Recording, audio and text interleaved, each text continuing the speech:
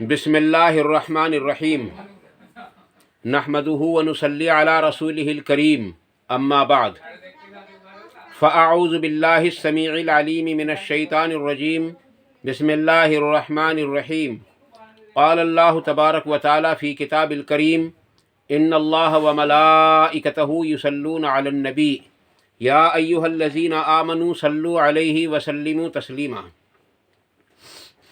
اللہم صلی علی محمد وعلی آل محمد کما صلیت علی ابراہیم وعلی آل ابراہیم انک حمید مجید اللہم بارک علی محمد وعلی آل محمد کما بارکت علی ابراہیم وعلی آل ابراہیم انک حمید مجید رب اشرح لی صدری ویسر لی امری واحلل عقدۃ من لسانی یفقہوا قولی ربنا آتنا فی الدنیا حسنۃ وفی الآخرۃ حسنۃ وقنا عذاب النار ربنا آتنا من لدنک رحمۃ وہیئ لنا من امرنا رشدا لا الہ الا انت سبحانک انی کنت من الظالمین حسبنا اللہ ونعم الوکیل یا حی یا قیوم برحمتک استغیث لا حول ولا قوة الا باللہ العلی العظیم۔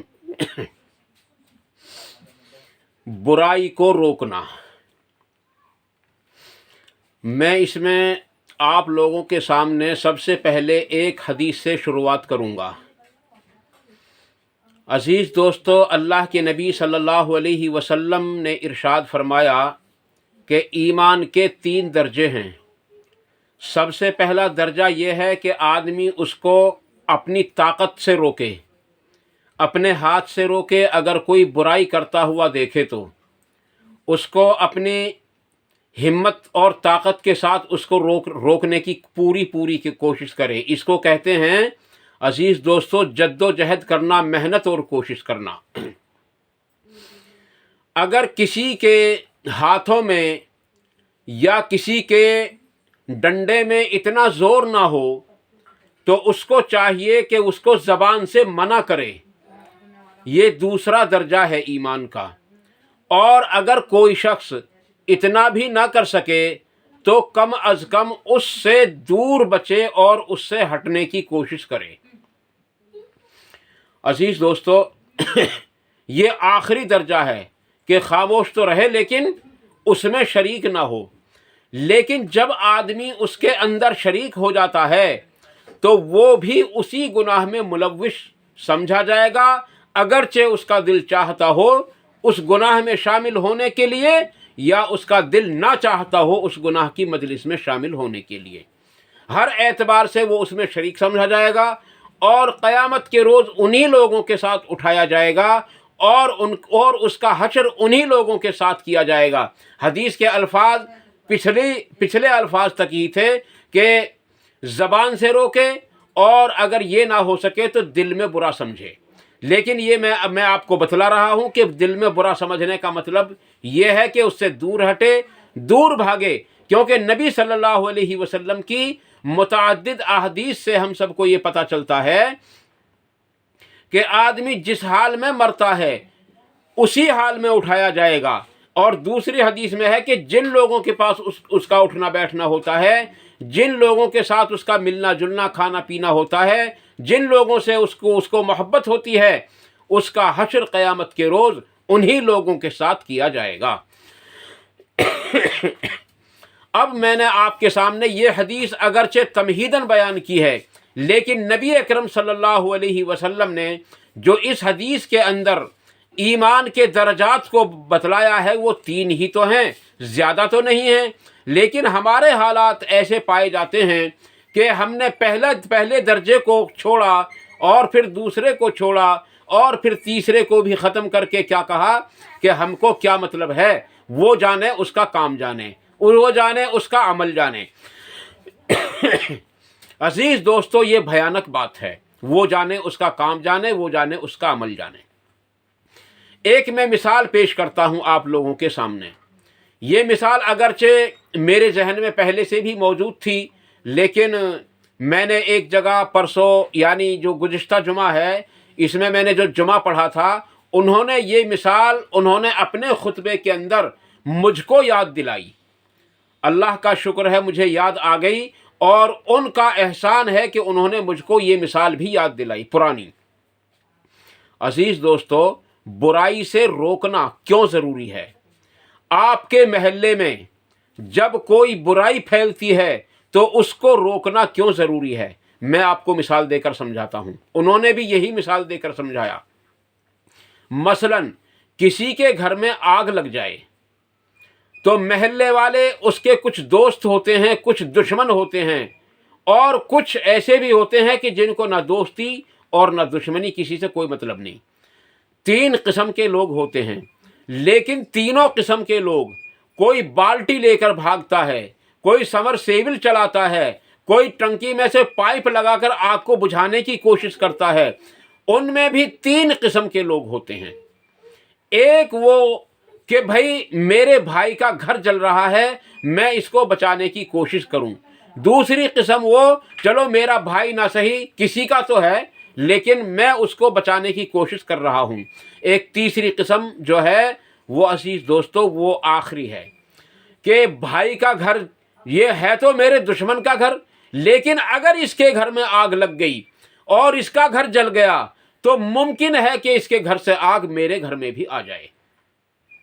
इसी तरीके से अगर उसको ना बुझाया जाए तो मुमकिन है कि महल्ला का महल्ला जल जाए और महल्ले से भड़क कर आग पूरी बस्ती में न पकड़ जाए। इसलिए उस आग को बुझाया जाता है और मुकम्मल तरीके से बुझाने की कोशिश की जाती है।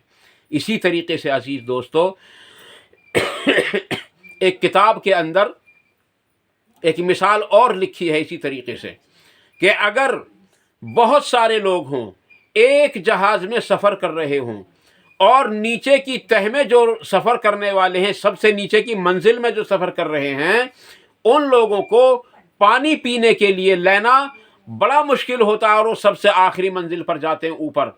अगर वो लोग जो नीचे रह रहे हैं वो ये सोच रहे हैं कि भाई हम बार बार उन लोगों को परेशान कर रहे हैं, तो बार बार उससे क्या फ़ायदा, इससे तो हम जहाज़ में पानी हमारे बिल्कुल करीब है, अगर हम इसके अंदर एक सुराख कर लें तो बआसानी हमें यही पानी मैसर हो जाएगा।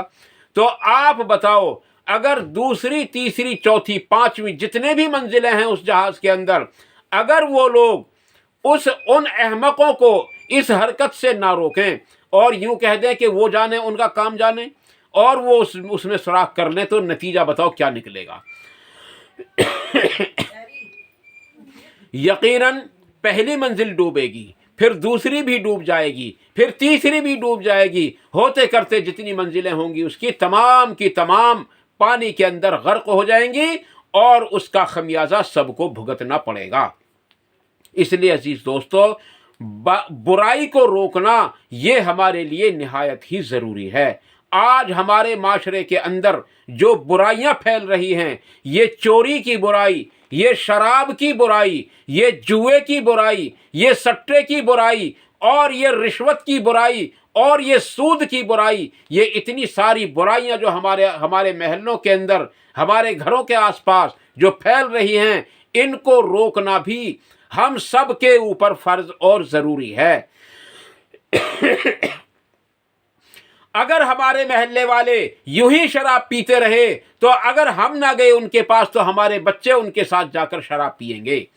अगर हमारे महल्ले वाले यूं ही सट्टा खेलते रहे, यूं ही जुआ खेलते रहे, तो अगर हम भी ना जाएंगे उनके पास तो हमारे बच्चे उनके पास जाकर सट्टा खेलेंगे, जुआ खेलेंगे और अपनी कमाई को उस पर लगा देंगे। इसी तरीके से अगर आज हमारे महल्ले के अंदर रिश्वत का और हर तरह की बुराई का आप मिसाल ले लीजिए, जिस बुराई के अंदर भी लोग मुलव्विस हैं, अगर हम भी उसके अंदर शामिल ना हुए और हम उसमें शामिल ना हो तो हमारे बच्चे या हमारे महल्ले के बच्चे उसके अंदर ज़रूर शरीक होंगे और वो बुराई हमारे घर तक पहुंच कर रहेगी। इसलिए अजीज दोस्तों, उस बुराई को रोकना ये हमारे लिए निहायत ही ज़रूरी है। और जब बुराई घर में आ जाए उस वक्त उसको रोकने की कोशिश की तो याद रखो, फिर हम उनसे यही कहेंगे कि दिन अगर निकला तो वो किस काम का, जबकि हमने देखा सूरज शाम का। अजीज दोस्तों, शाम हो जाएगी और फिर कुछ भी नहीं हो पाएगा। इसलिए इन बुराइयों को اب سے روکنے کی کوشش کی جائے، ان برائیوں پر اب سے پابندی لگانے کی کوشش کی جائے۔ سب سے پہلے اپنے بچوں پر کنٹرول کریں کہ وہ لوگ شراب پینے والوں اور جوا کھیلنے والوں اور زنا کرنے والوں کے پاس نہ بیٹھیں، اپنے بچوں پر کنٹرول کریں، پھر دوسروں کو روکنے کی کوشش کریں، پھر ان پر بھی کنٹرول کریں، پھر تیسرے لوگوں کو بھی اس کی جو ہے ان کو بھی سمجھانے کی کوشش کریں کہ بھائی یہ بہت برے کام ہیں، ان کاموں کو چھوڑ دو، یہ کام برے ہیں، یہ کام اچھے نہیں ہیں۔ عزیز دوستو، نبی اکرم صلی اللہ علیہ وسلم نے ایمان کے 3 درجے بتلائے ہیں۔ پہلا درجہ ہاتھ سے روکنے کا، اگر تمہارے اندر طاقت ہے تو۔ دوسرا درجہ اگر تم ہاتھ سے نہیں روک سکتے تو زبان سے ان سے کہو، اور اگر یہ بھی ممکن نہ ہو یعنی اگر یہ بھی ممکن نہ ہو تو چاہیے کہ کم سے کم اس کو دل میں برا سمجھیں۔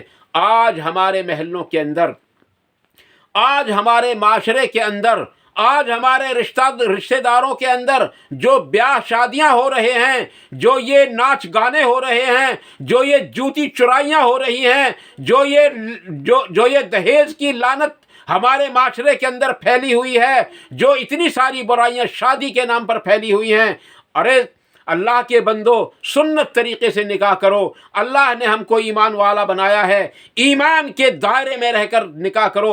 نبی اکرم صلی اللہ علیہ وسلم نے نکاح کیے ہیں۔ اور پھر افسوس کی بات یہ ہے کہ ڈی جے بج رہا ہے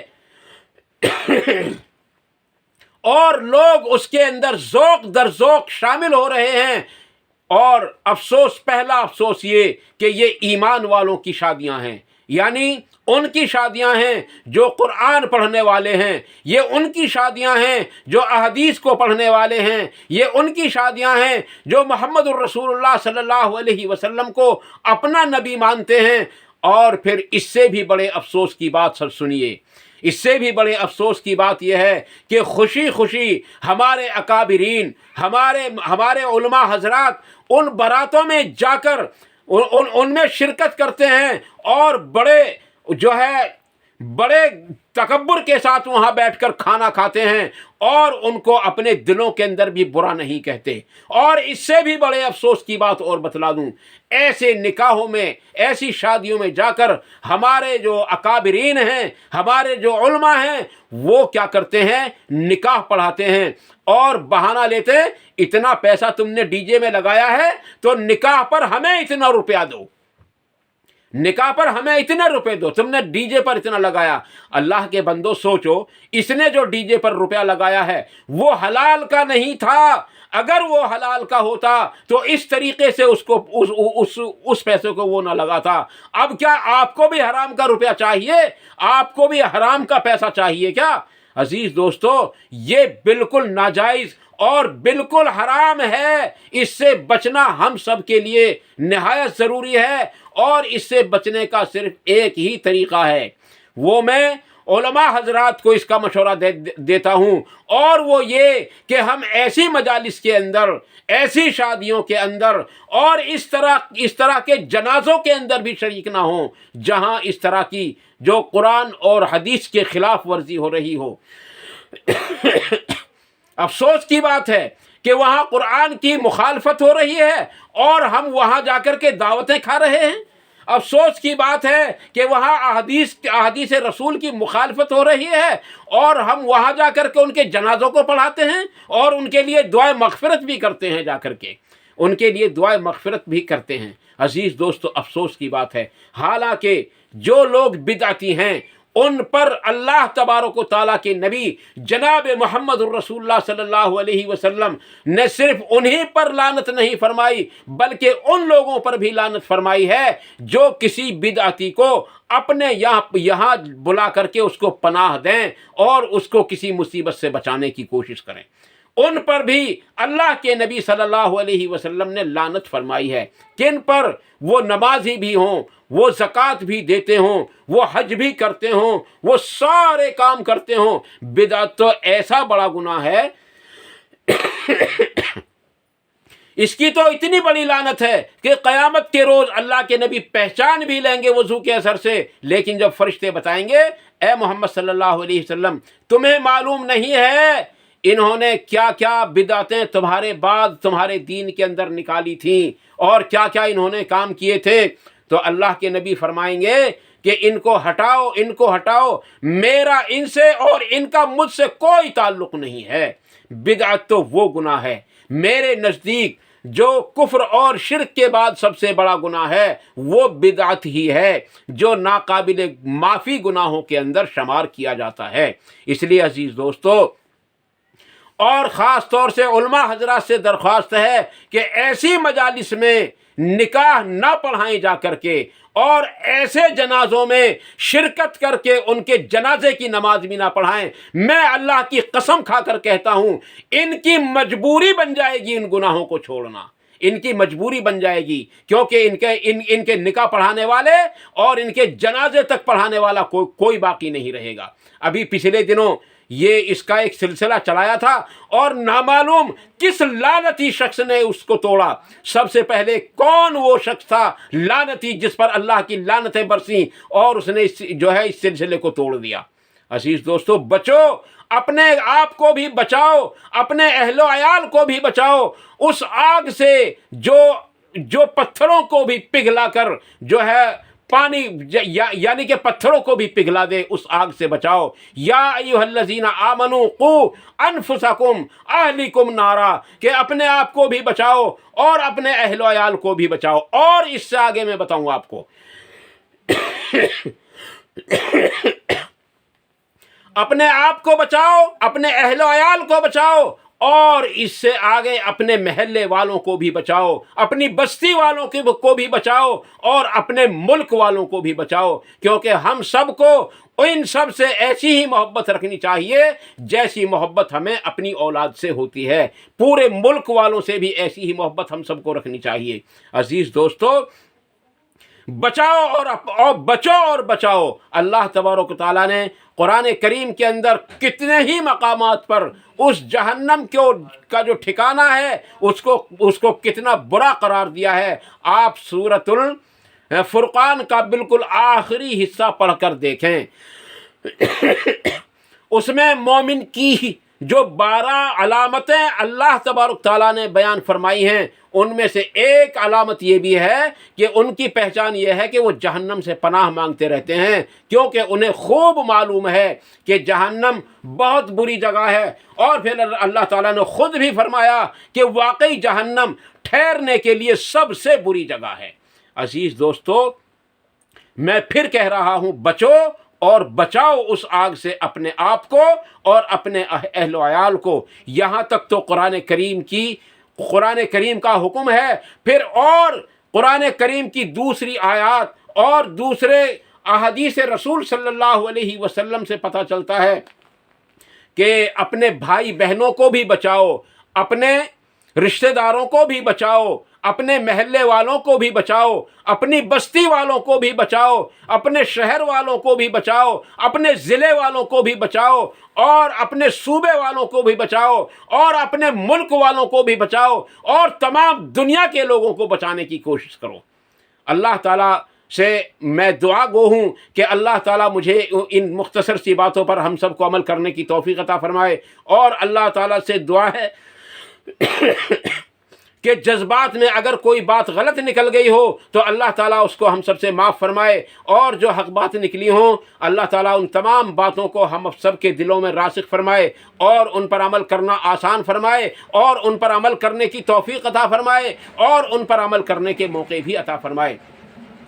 وآخر دعوانا ان الحمد للہ رب العالمین، سبحان ربک رب العزت عما یصفون، وسلام علی المرسلین، والحمد للہ رب العالمین، برحمتک یا ارحم الراحمین، والسلام علیکم ورحمۃ اللہ تبارک و تعالی وبرکاتہ۔